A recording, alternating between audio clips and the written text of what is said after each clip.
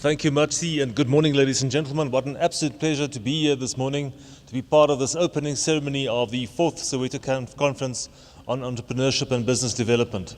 And I believe that I'll be short and to the point and not keep you from your tea this morning. This was fascinating so far, and I think this is why it's so great to welcome you this morning at UJ. And as you well know now, your university, UJ, is now counted among the top 4% of universities in the world.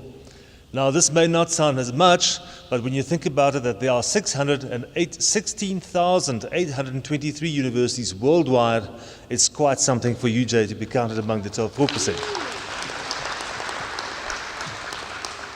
And I think one of the reasons why UJ is progressing is because we are in touch with what's happening, and we care about our students, and we care about you. And as Stafford said earlier this morning, he's a serial entrepreneur, so I would probably consider myself as a serial steward of teaching and learning. So I'm a teacher at heart, and it's great to have you with us this morning.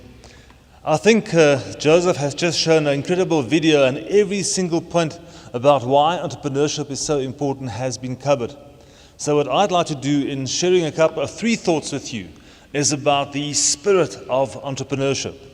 And I'd like to do so by briefly reflecting on one of my favorite poems written about 80 years ago. And it was about an old man looking out of the window, and it was towards the end of summer. And this old guy was 85 years old, and he was thinking about life and what makes life worthwhile. And in this poem, there are so many points that really remind me of the spirit of entrepreneurship.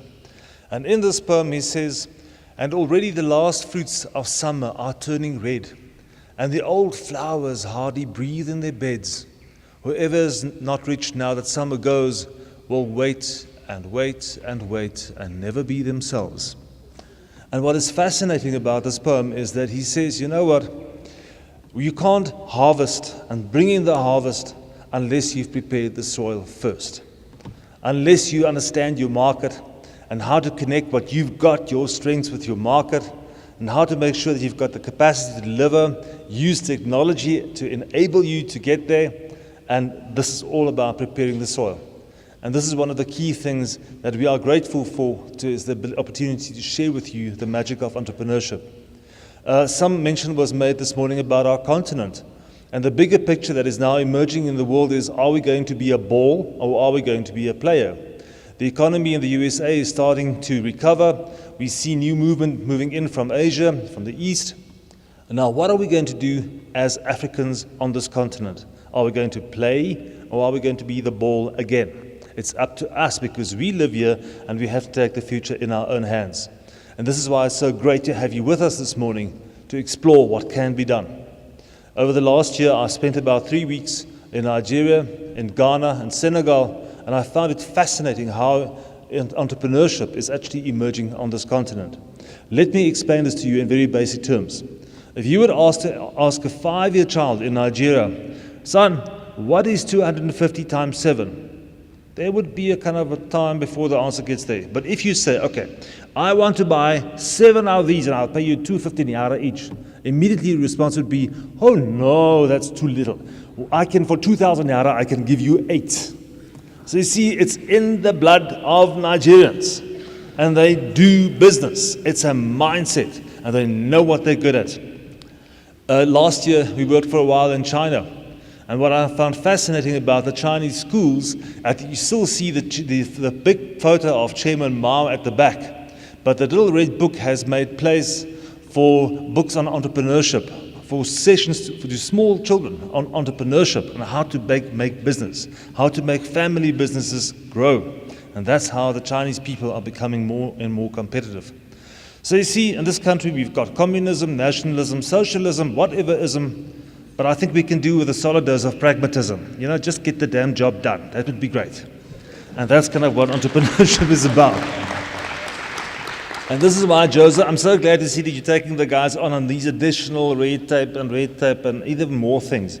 Because this is the central theme that we've heard through all the SOWETO conferences so far, that you can't get the job done and lead in the market because there's too many papers and whatevers to get approval from before you can make a single cent. And this is absolute nonsense. Then secondly, what does the poet also tell us? The poet tells us that different things are harvested at different times. And you know, when you are at school, then you work and you work and you study towards harvesting matric. And then you come to UJ, and then you work and work and work towards harvesting your first diploma or your first degree. And so life continues. And you get married, woo, and then you work and you work and work to build a relationship with your wife. And then a child gets born, and you work, and so life continues and continues and continues. And you know, things don't go easy. Life happens. And every once in a while, life just gives you a big clap. And then you sit there and you think, oh my goodness, the world has come to an end. And then you have to pick yourself up and see things through and make a plan. And isn't that bounce back ability at the essence of the heart of an entrepreneur? It's a leap of faith that you have to take every once in a while. And universities may look like kind of stable institutions, but this is not the case. We are competing globally, and we have to be as entrepreneurial in our thoughts and ways of getting things done as ever. The last one that I want to share with you is the poet says, you know what, when you've done a couple of things and you've got stuff, and I believe the term here that I've heard this morning, if you were a millionaire in the spirit or in the bank, hopefully both, then that would be great. But you know what is really important at the end of the day is the relationships that we have with people that we got to know along the way. People that kind of influence your life in a positive way. People that you can talk with and that you can share wonderful thoughts with and stories with. That is what it's all about. And this is why networking is so important. We can't have a sustainable society unless we are all networked with each other, until we know each other. And this is why I'm so thankful this morning for our sponsors and the way in which we are supported. Thank you very much to all of you. And not just the names of your companies, but your names as individuals. Thank you for supporting us year after year after year. Thank you to the 1,800 people that have so far graduated from the CSBD. Thank you for the so far almost 6,000 people, or the 11,000 people that have graduated from UJ per year, and the impact that you are making. So, ladies and gentlemen, I'd like to conclude. What is the soul of an entrepreneur about? First of all, make a plan.